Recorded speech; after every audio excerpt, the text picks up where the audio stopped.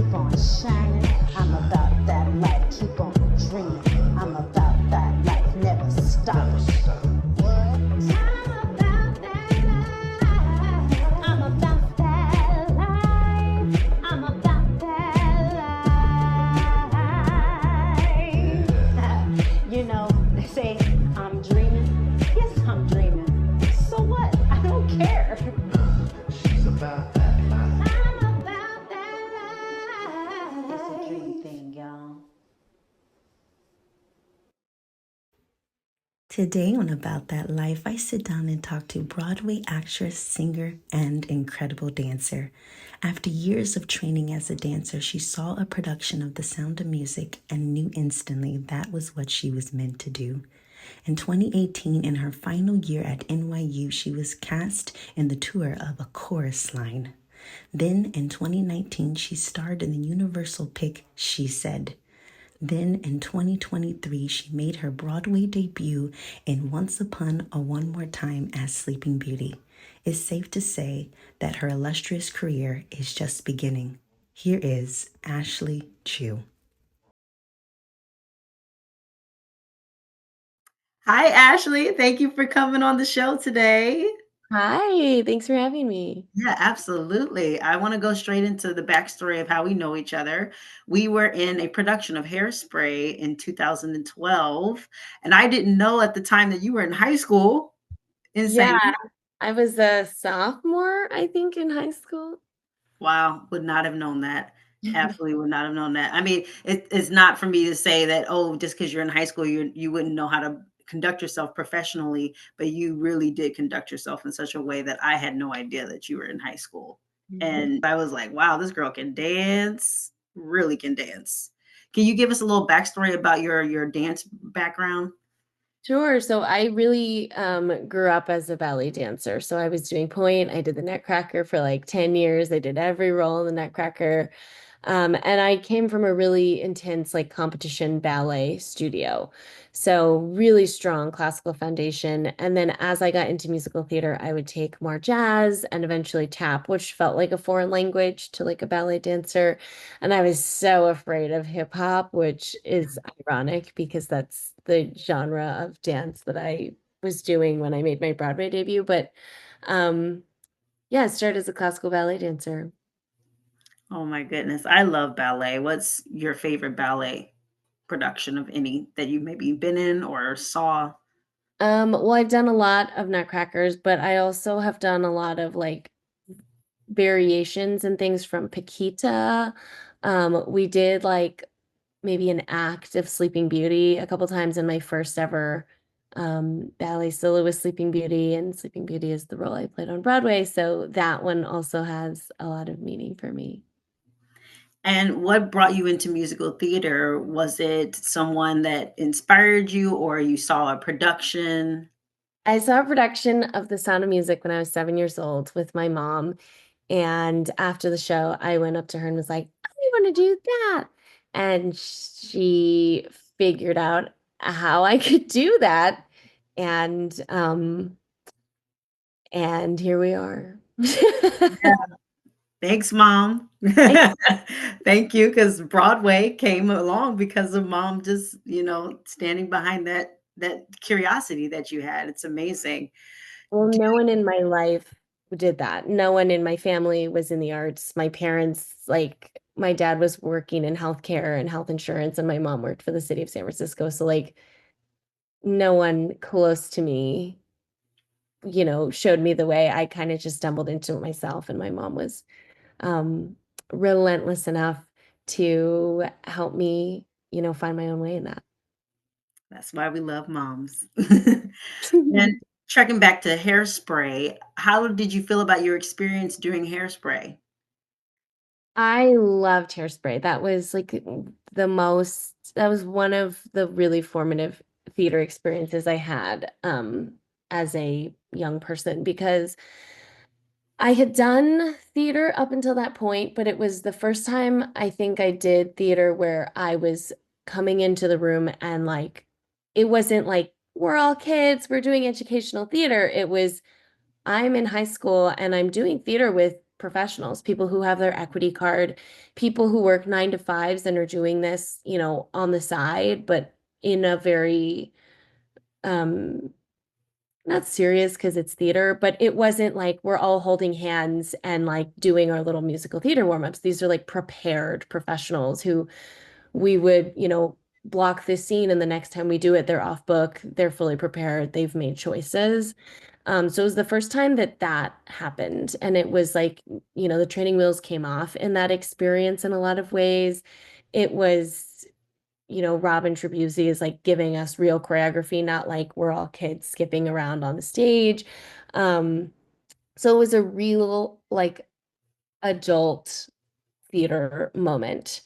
Um, and Hairspray was a show that I was obsessed with, like first musical that I was like obsessed with as a child. Mm. 2008, my dad bought me the CD and I like played it and played it and played it. It was like the best gift he ever gave me as a kid. It was the Hairspray CD, which I don't really understand why I related so much to Hairspray because it's not like I saw myself in Hairspray, but the music was just so fun. And I think it was right around the time that the movie had come out. And so that was the big show in my life as a child. And then getting to do it was so fun.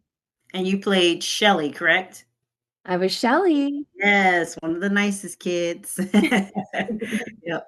I mean, it's a fun show, and it's definitely got an upbeat tempo to it that keeps you entertained. There's always some number that comes along, and it's even better than the first number that you heard. So I get why people love Hairspray. How do you rank yourself as far as singer, dancer, actor? Which comes first, second, and third? I would say I grew up dancer first, and a lot of my learning has actually been, I would say, into the space as an actor. Because as a singer, I can pick up the vocal technique, and I guess I've got that down. So that was never like, but then you're also young, you're going through puberty. So I won't say that I never struggled with it, but that was of the three, the one I struggled with the least was Mm, vocal stuff. The one I kind of growing up had to really grow into was acting because you're acting whenever you're singing, you're acting whenever you're dancing. But I grew up dancing whenever I was dancing. And so it was like mm, a very strict, very technical when you are dancing at such a high level as a young person, what they're teaching you is technique. It's very serious. It can be very harsh. It can be very strict. And so it doesn't feel creative and it doesn't necessarily feel expressive because you're thinking about like pointing your toe and extending your knee. And, I had big kneecaps and everyone told me that. And it was just like, you're I know, but that's the dance world, and you're yeah. thinking about things so technically, and you're trying to execute, execute, execute. And that's just not what acting is. Acting is like it's like curiosity. And I didn't have that in my life until later. And I would like to think that I'm now living more in a space that is curious, that is experiencing as opposed to producing something. But I will say what I got from the dance world was like a lot of work ethic and like repetition, relentlessness that comes from the dance world. What was it like pursuing your career in New York?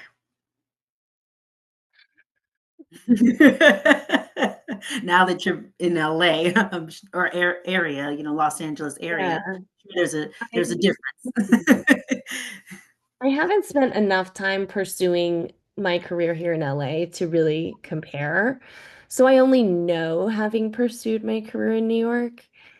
And like the truth is being an actor is so hard because being an actor is for most people um literally just auditioning and not hearing anything. Like not even being rejected, which maybe would be worse, but just not hearing anything, which is also pretty bad because you're like, I did. Anytime you're in school, you grow up going to dance class, going to vocal class, and there's always feedback. Good job, but do this. Good job, but do that. Ooh, you fell. Let's figure this out. There's always a way in which someone as a teacher, as a mentor, as a choreographer, as your vocal coach, as your director is always giving you feedback. Once you're out of school, once you're auditioning, like there is no feedback. They're like, Mm. thanks for coming in. And you're like, but I hit the note. Did you hear? It was amazing. And like, no one tells you you're amazing. No one tells you great job on your triple pirouette. It doesn't matter. You're just out there with no feedback. So that's hard. And that was one of the big things I had to learn in New York. And New York is also not like a very lovey place. They're kind, but they're not like lovey. So that was a big part of it. Pursuing my career in New York. I also went to New York as an 18-year-old. So I was going to school, like college, which was a choice. 18, running around New York City is a lot. It's really overwhelming. I did feel in a lot of ways like I missed out on a real traditional college experience. I had a very traditional high school experience and I excelled in that environment. And I think I would have excelled in a college environment where you're like tailgating and you have sororities, but you have student clubs and you've got leadership. Like I did all that in high school and I would have loved to do that in college. But part of the early pursuing of my career was this college period, which was very, you're treated like a professional at 18.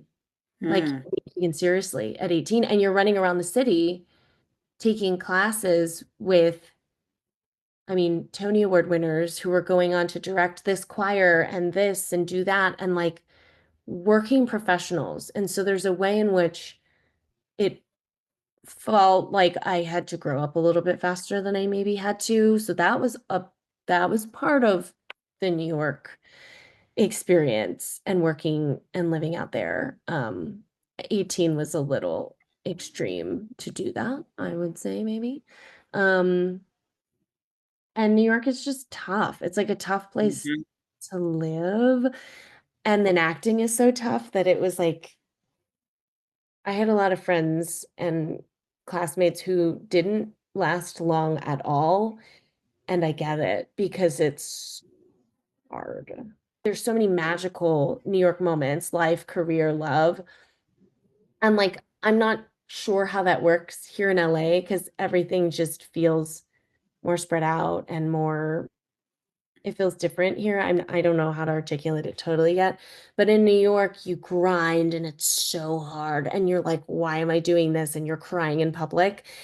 And then like the sky opens up, the stars come out, and you have like a perfect day. And there's a way in which you can't anticipate it, but it's like banging your head against the wall until finally it gives way to like a yellow brick road. And you get to walk the brick road for maybe like 8 feet. And then you hit another wall. But the 8 feet you made progress was like this amazing magical thing that keeps you moving forward, but you have to bang on that wall long enough to get it. And so it's tough, but there were so many magical moments too. You mentioned feedback. I don't know if everyone has experienced this, but sometimes theater companies will send you a letter, a courtesy letter saying, "We didn't cast you. Thank you for coming out." We've already cast the show. You're not a part of it. Thank you for coming out. How do you feel about courtesy letters? Would you just prefer it to be silence, or do you like it that they at least sent you a letter? I don't know that I ever got one of those as an adult. I maybe did as a kid and like my mom got it and was like, Mhm. whatever. Um, I don't, I can't really think of a time where, uh, except when I was like in final callbacks and I was one of the choices, Mhm. that was the only time they called me and they were like, it's not you, but they love you. Every other time when you don't get far or you don't get anywhere in the process, I never heard. So I don't know if I would like that. I know I had a friend who in the Canadian market as a on-camera theater commercial, everything. And he recently got one and he was like, I would just prefer they didn't. Like I forgot about it. I moved on and then they stung me again. I was like, Exactly, I feel the same way. you No, do? some theater companies, specifically even out here in Los Angeles area, they will send you a courtesy letter.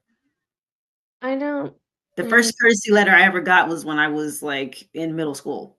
You know, like you said, like, school programs, children's theater, sometimes they'll do that, but I never thought I would ever get that as an adult because I went so long without having that, but some theater companies will send you a courtesy letter, and I'm like, it's like you said, I don't know if it's much of a courtesy because 'cause I've moved on and now I'm having to remember that right. that you didn't cast me. Yeah.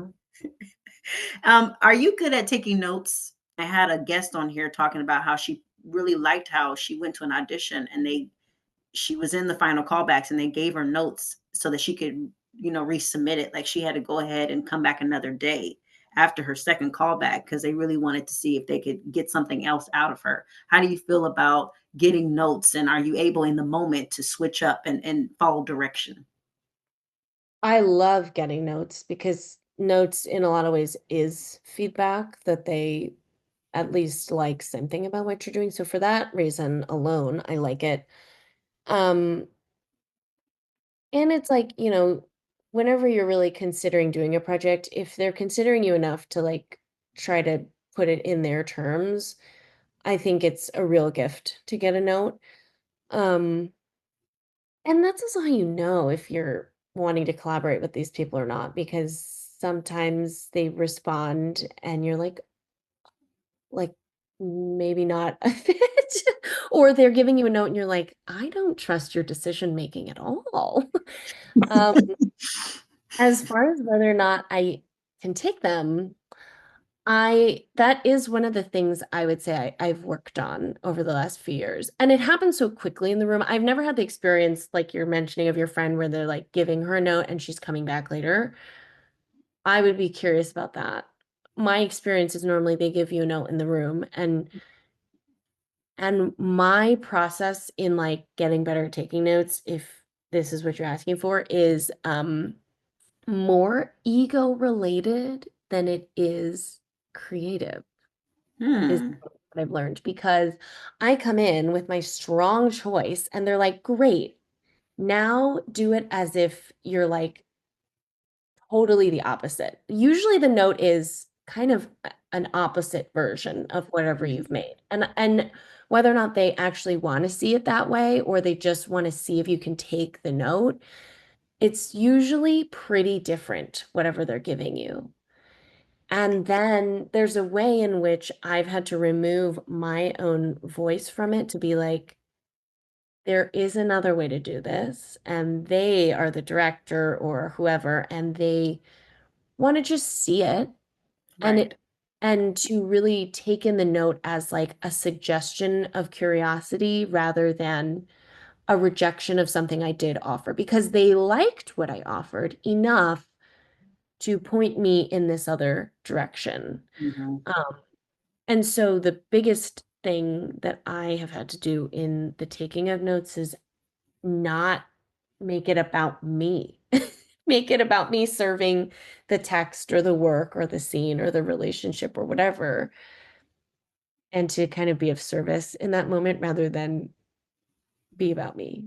That's a really good point. And I love when my teachers would tell me breathe, just take a breath, gather yourself because I do believe if you breathe through that moment of collecting that direction or note, then you can oxygen will come to your mind and you might have some creativity and imagination to take in what they're saying and do something a little bit different, step out of whatever you've rehearsed so much to do something, spontaneous because they want to see if you can do something different and it's very important to them if you can take direction. I think it's very important for us to know I how to do will that. Yeah, I'll say one of my teachers, he was like, when people are giving you notes, it's not don't he's like, a lot's going on, you're in an audition, you're nervous. Um, Pay attention to how they're telling you what they want, not what they're telling you. He's like, people are not, because when you come in and you're doing a character and you're doing it this way and you're doing it this way and you're doing it this way, and then they're like, great. I want it smaller and I kind of want the character to be, quieter and maybe a little more. He's like, look at how they're giving you that note. Now they're telling you physically how they want you to do it. They don't want you Mm, to do this or this or this. They're wanting the character to live, He's like, when they're doing something physical in telling you what they want, that's what they want. What they're doing physically is what they want. And so then I started paying attention to that a little bit and I was like, there it is, you know? Oh, I'm taking that. I'm taking that for sure. That is a good point right there. What challenges have you faced in this industry?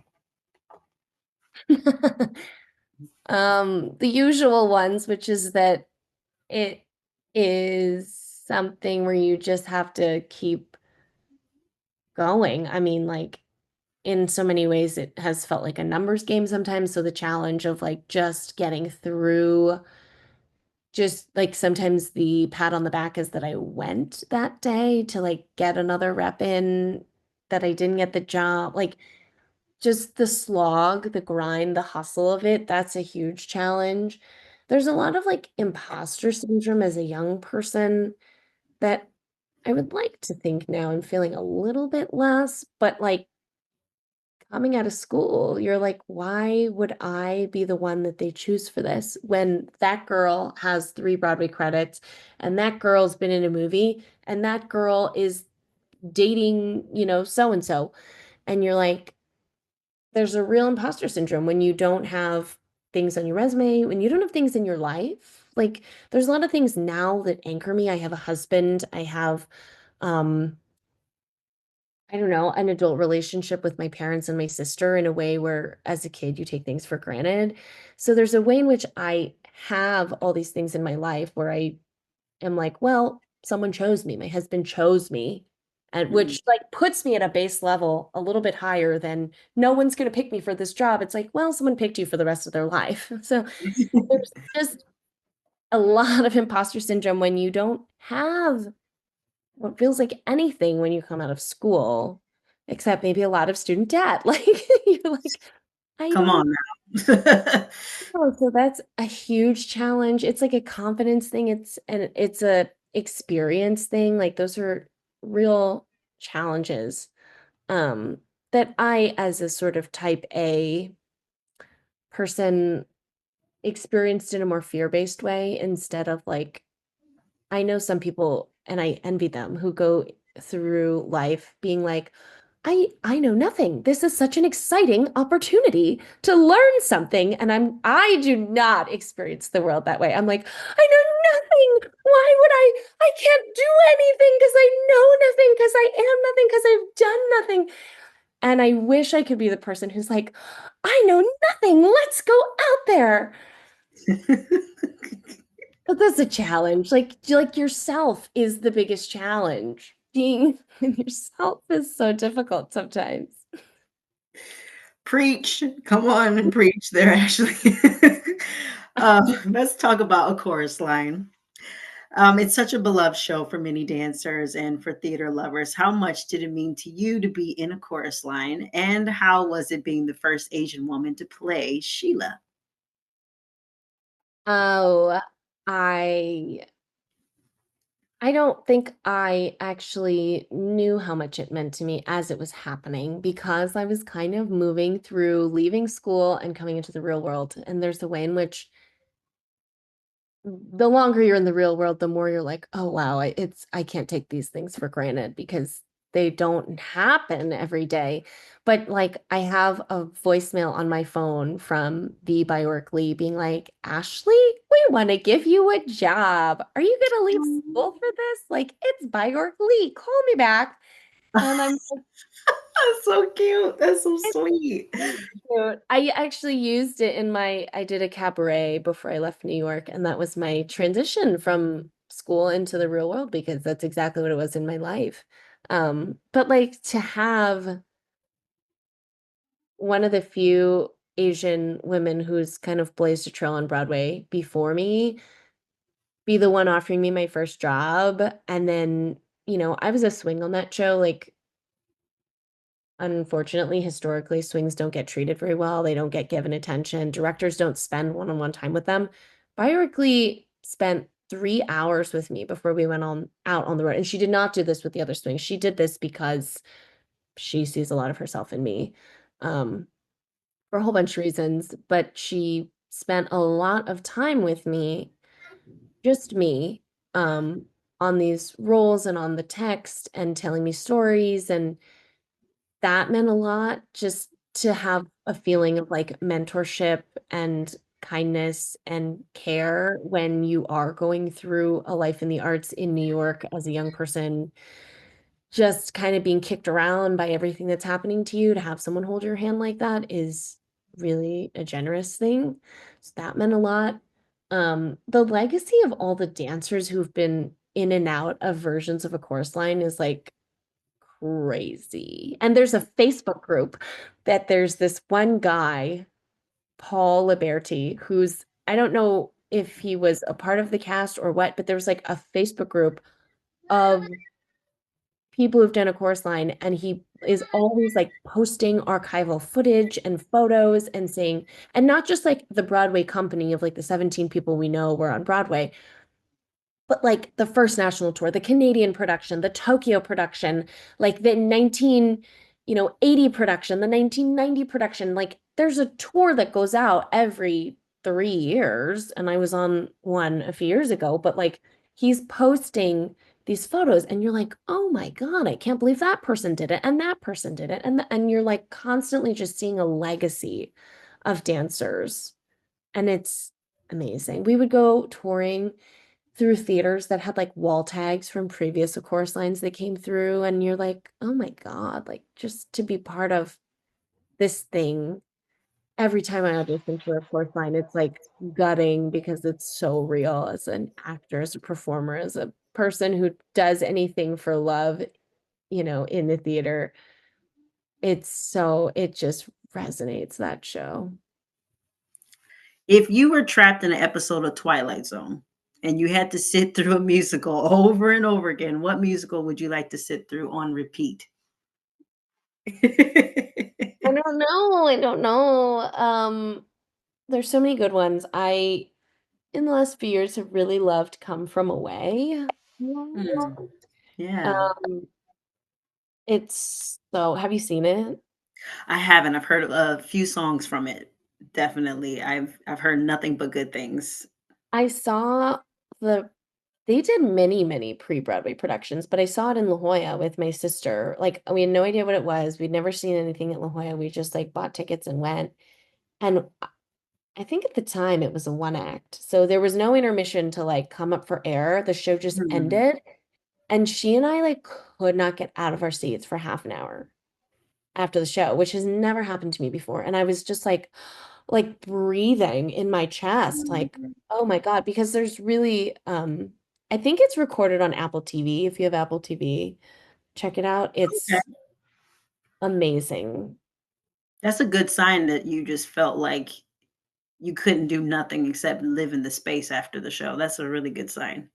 And I don't often like go see big commercial shows Mhm. again. I don't know if I see many shows again at all. But when they came to Broadway and announced they were closing, I mean, they were on Broadway for a long, long, long time. Yeah. But when they were like, and now we're gonna wrap this up, I took my husband, and it's his favorite musical, Mhm. um, which I don't say lightly because he loves theater because I love theater, but he like doesn't love theater independently of me. I know what you're talking about. Same for my husband. He's a muggle in the world, but like Right. it resonates to both like an insane musical theater person, but also like a person in the world who has faith, who experiences great things and tragic things and relationships, and like, Mhm. oh, that show is so beautiful. All I right, could I'm putting it on my list. it'd be heavy to do that every day and live in it forever, but it's just also beautiful. I mean, it's a Twilight Zone, so, gotta have a little heavy drama. How was it to portray Rowena Chiu in the biopic She Said? That one's kind of complicated because I did not have any lines in the movie. Mhm. Um, and I did not have any contact with Rowena. It was my first movie. It was my first time, movie or not, theater or not, whatever, any kind of playing a real person that was like alive that I could speak to. I never done that before. So I didn't know like what I'm supposed to do. Am I supposed to call her?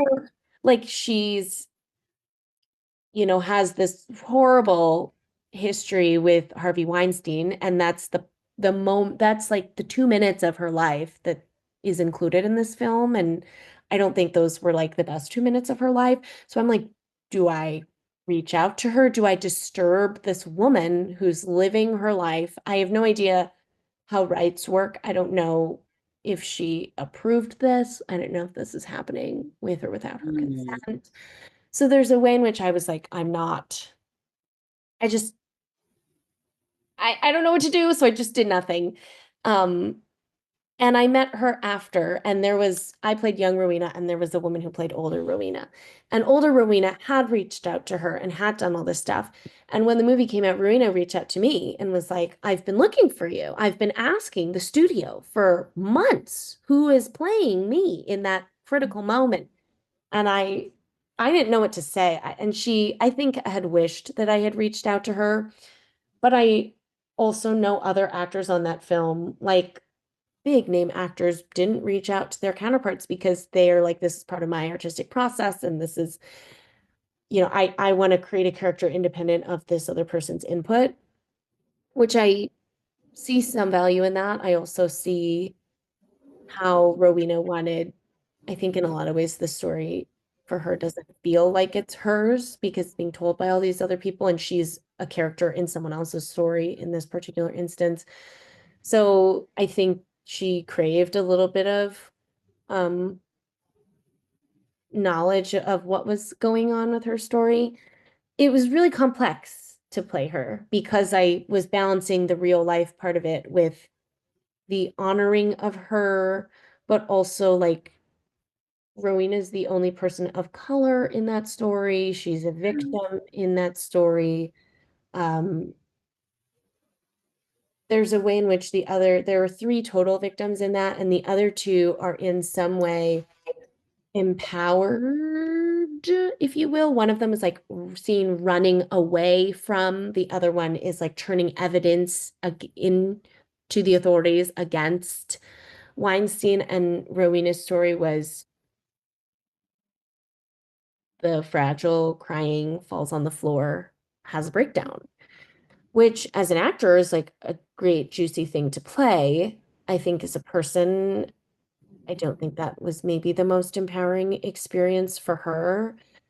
So I think there were a lot of, and it's a serious movie, but it's my first movie. So I'm like super excited, and my family is super excited, but it's like really serious. That's going on too. Um, I mean, Rowena and I are now friends, and we like text from time to time and comment on Facebook posts. And her family, she's a Chiu, but not, as far as we know, like in my clan of Chius. But her family came to like Chiu family Thanksgiving one year. So we've become close since, but I mean, it's a unique relationship. I don't have that kind of relationship with anyone else in my life. And I mean, I'm extremely grateful to her for having told that story. Like, we might want more representation or different representation, but the fact that we have that representation, because she, to this day, lives with the consequences and the victories of having told her story. Mhm. Um, it's complex. It's really complex. So I'm really grateful to her. And she's also in confidence, like shared a lot of that experience with me. And I know she is constantly, it's like, the tagline that follows her. People are like Broadway Mhm. actress Ashley Chu. People are like Harvey Weinstein victim Rowena Chu. It follows her. Um, and then, to go through the experience of doing this movie and then promoting this movie and then releasing it into the world, she has a very different experience than I do. But as an actor, not that I feel responsible, but I'm connected to her through this, and I see the way in which she's maybe experiencing it, and it's very complicated, I think. I feel so much gratitude for her for like carrying that torch for anyone who looks like us, and grateful to have been a part of telling that story. I mean, such a poignant moment in the industry, that whole time, New York Times expose on Harvey Weinstein, and now you're a part of that. I do think it's endearing that you both have kept in contact with each other. That would be crazy if you're related. Like, I, you know, when I saw that you both had the same last name, I was like, I wonder if the press ever asked you when you were on the red carpet if you two are related. It's like just because we have the same last name doesn't mean we're part of the same clan, like you said. And I do think that, um, like you said, honoring her. I hope she does appreciate that because you put a lot of time into that, and you didn't even know that's what you were auditioning for. Is that correct? They didn't really give you information on what you were auditioning for. Untitled film, no script, no Mm, context, no character description other than East Asian, like Chinese woman, mm, ish. There's British Chinese. They said role will not speak, mm. probably, but we want you to do this monologue in a British accent just to know that you can do it in case. Right. She But went for to Oxford, right?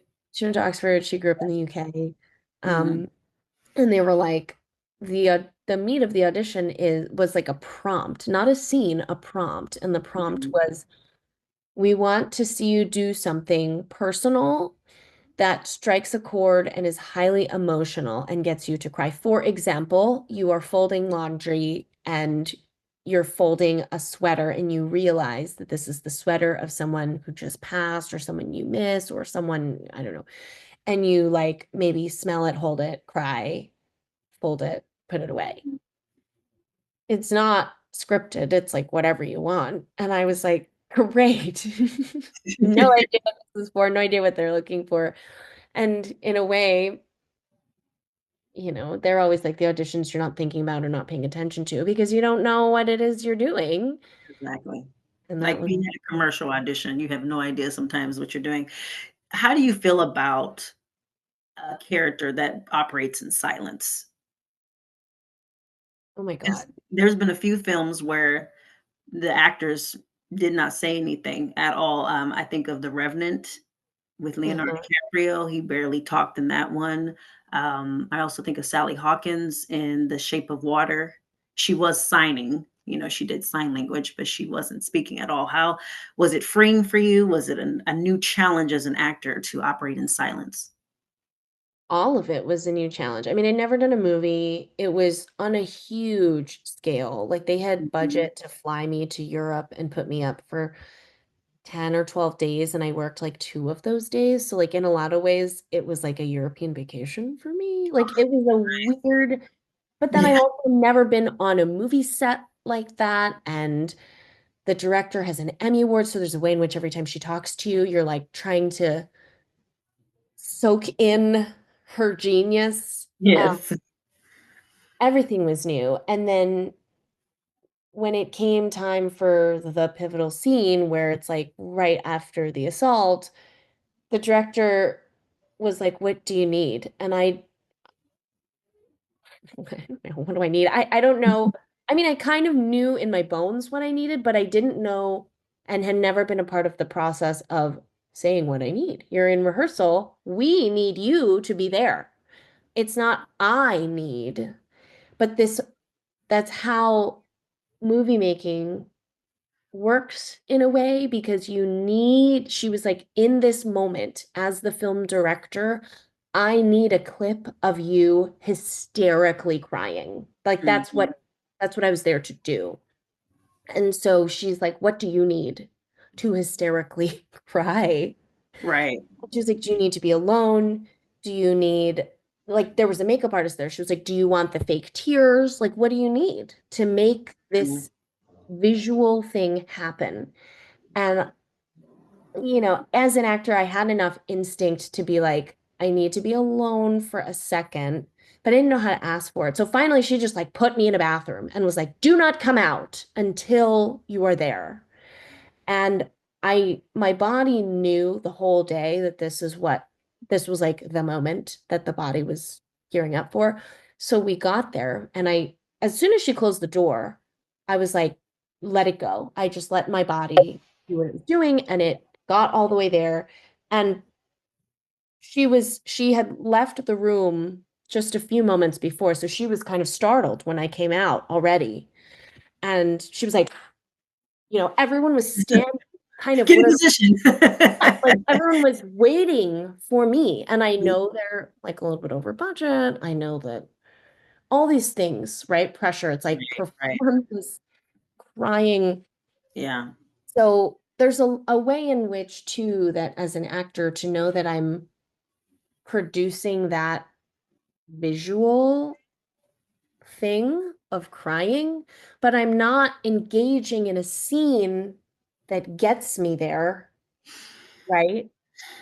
I, as an actor, had to do kind of something different because I'm not in the scene right before the trauma, because that was a choice of the film not to keep showing the trauma, but this is the effect of the trauma. And so, what can I do that's going to produce the same reaction that they are going to use in this context? Um, so as an actor, it was a challenge because I wasn't having the moment before, and I wasn't necessarily living through the trauma. I was just kind of like all pent up after. So that was very interesting. Very, It's a very. very, very good point you bring up about the visual of filmmaking. A lot of times it is more about visual, like you said, they'll give you the droplets to give you the tears and everything else because they're just trying to get that aspect of the story to visually sell. They don't really they care, but it's like whatever you need to do to get there so we can get it. Because it is a very different medium than stage. Maybe on stage you would have had the whole assault scene to play Right. out to Exactly. get you there. It's a very interesting thing, like just when I Yeah. hear actors talking about, okay, I know I had to cry today and I get there and the tears aren't there, and it's like, what do you do?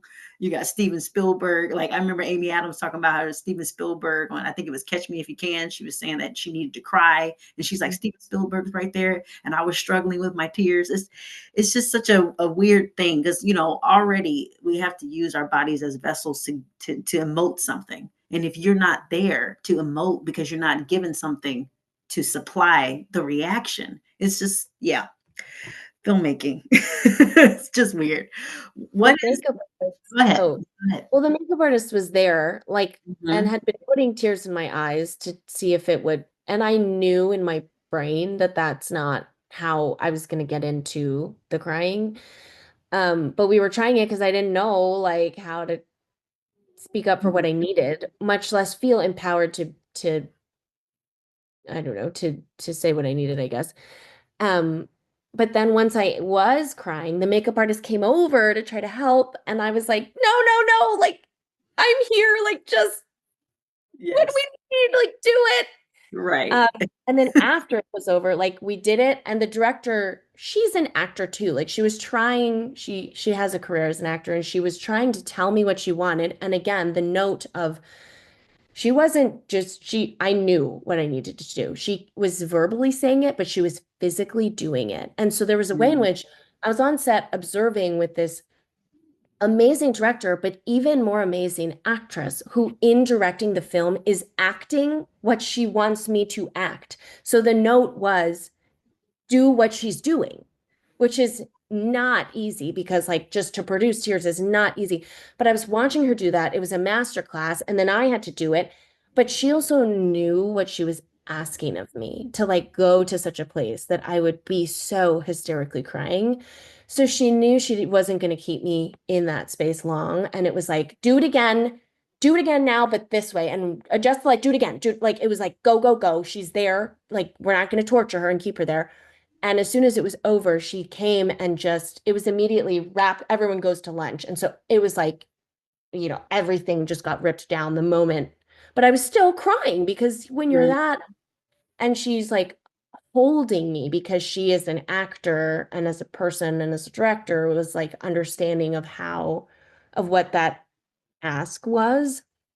And she was like helping me usher back out of that into we were on lunch, which I thought was really beautiful. Did it take you some time to sort of release the character? Um,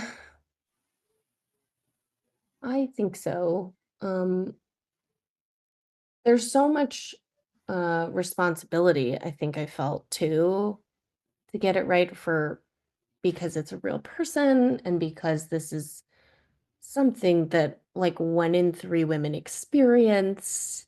It was so heavy for more than the reason that it was Rowena, um, that it was hard to let go for a lot of that. But Mhm. it also happened so fast, like so fast. And then it was up to an editor and the director to put it together.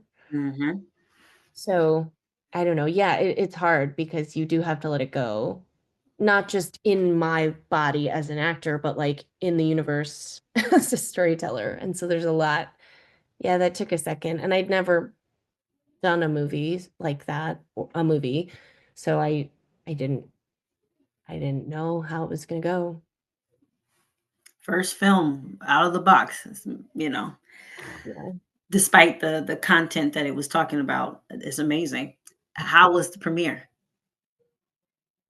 The premiere, oh my gosh. I feel like there was something that happened around the premiere. I don't remember what it was. It was a very busy day because it was like I was meeting Rowena. I was so excited to meet Rowena. I was maybe like a little bit intimidated to meet Rowena. And then we went to the premiere that night. I don't know. I was just hearing about all the politics of the filmmaking. They had an actress lined up. There was an issue with her visa, and I got the job. So this Okay. is like not supposed to happen. And so I was a New York-based actress, and that was part of why they were like, we don't want you to speak in this film because you don't have an authentic accent. I'm like, okay, fair. Um, so me being in New York, I'm going to the New York premiere. They're bringing Rowena in. She's from Palo Alto. Um, but they're bringing her in because she's pretty essential in the story, and she's like one of the public facing victims of this whole ordeal. And they weren't going to bring in the actress who played older Rowena because she's based in the UK and it's just like an expense they didn't want to pay. But she got herself there, and then everyone took a flight that night after the premiere.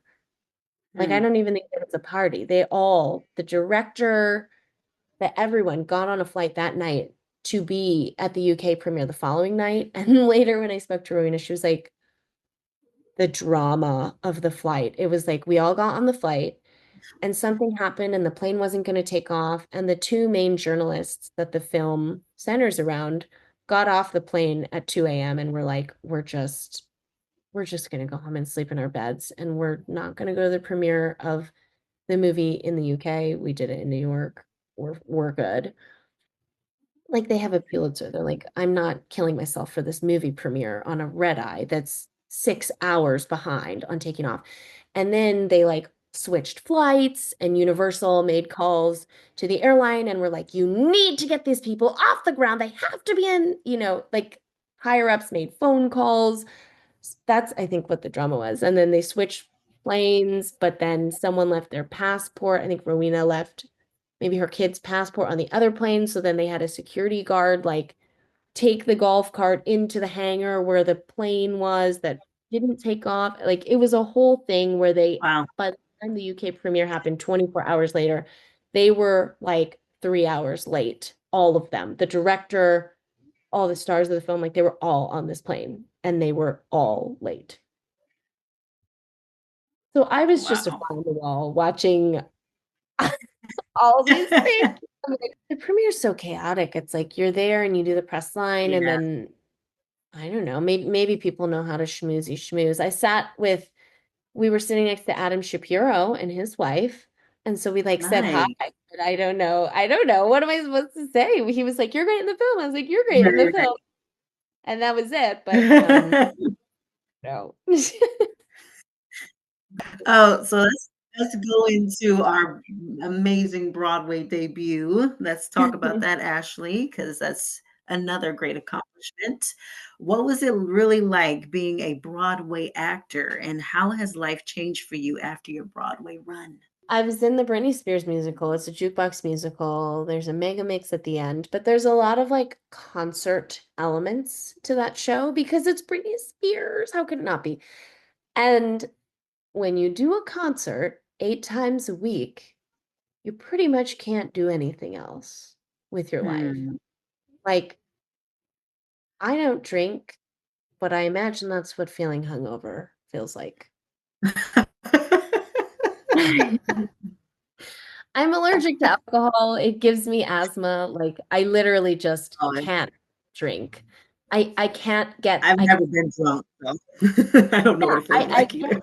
drink enough alcohol to get buzzed or drunk because my airway closes up, so I'm Mhm. like more concerned about that. And Wow. I don't know what it feels like to be hungover, but it's like you do the show at 7, 8 most nights. You get home by 11:30. I mean, we take our time. They're my friends at the theater. Other friends come to see the show. We're like hanging out. I get home, it's midnight, but I'm jacked up. I'm like, I wanna go. You think I'm going to bed at midnight? Oh my God. I'm like staying up till 3 in the morning. It just takes so much time. And then your eating schedule's off. So then I'm trying to eat something. And then and then I wake up at like 9, 10, and your ears are a little bit ringing from the night before. And when you're in a Broadway show, when you're in any show, Broadway or not, 8 times a week, your body just is destroyed. I don't know how else to say it. It's so hard on the body to do something so repetitive. And we were dancing like with a capital D. So you wake up, you got to get to physical therapy. It's on the other side of town. Mm. And that's it. That's my whole life. For the 2.5, 3 hours I'm on stage, it's amazing. Like the lights could not be brighter. You could not feel more beautiful. I'm wearing this tutu and this gorgeous wig, and like I look and feel great. The other hours of the day, and maybe this has to do with our show not lasting long enough for me to have found the balance. It's just, it's so hard to do anything else. And that's like Mm. kind of the limiting part. Like they call it the golden handcuffs. I would have loved to do that show for a long time, and I had a track where I thought I could, but it's you're so high at night and then you're a little bit crashed during the day. And like you're scared that you're going to use up all the voice you have. You need to keep your voice for the show. It's a million things that you're kind of like worried about, which would have gone away with time if we had longer to do it. But that taking care of yourself piece is really difficult. The living your dream piece is amazing. It's like my whole family, who put me through school, who took me to all those dance classes, who took me to the Sound of Music and got me enrolled in theater as a kid, like stood on top of the mountain with me for those few months. And like, I mean, we just soaked it up. Like that part was incredible. And I'm so grateful that I got to share that with not just my parents and my sister, but like all my aunts and uncles came. It was summer. Everyone was out of school and came to see me. Like pretty much everyone that I wanted to come see me and like stand on top of that mountain with me and look out at the theater that we used to be in the audience of watching, like was amazing. That part I just is worth everything. Like that's so priceless. That was amazing. I mean, working with everyone I got to work with, we had such a beautiful company. Just a cast of heroes, like people I so admire, and after working with, like admire even more if it's possible. The sad thing is that Broadway is business and it moves really quickly and shows don't last. And so when it closed, I was like sad for a period of time, but then I was like, oh, every Broadway performer, every actor, everyone has had something close, bomb at the box office, not get picked up to series. And I was like, wow. Eventually, I became the person that's like, wow, I've just joined the legion of people. This is what Absolutely. a Broadway actress actually means for for 90% of the people who can say they're a Broadway actress, that's actually what it means, is that you got there and then you moved on, whether the show moved on without you or you moved on without the show. Like, there's a sadness there too, because you want to stay on top of the mountain forever, but shows close, and that one closed because they actually all close. Um, while it was happening, it was wonderful and crazy. That's right, Sleeping Beauty. Woo! We're getting closer to the end of the interview. I wanted to ask if there's anything that you feel that you need to improve as far as a performer or actor, what would that be? I don't think the thing I need to improve is maybe as a performer. There are a million things I could improve as a performer. I could be better at riffing. I don't feel super confident in like riffing or um there's all these things trying to nail the right tone for the right project. But I think the thing I'm trying to work on is like patience with myself as a person who's constantly balancing more or less of many different things, actor or not.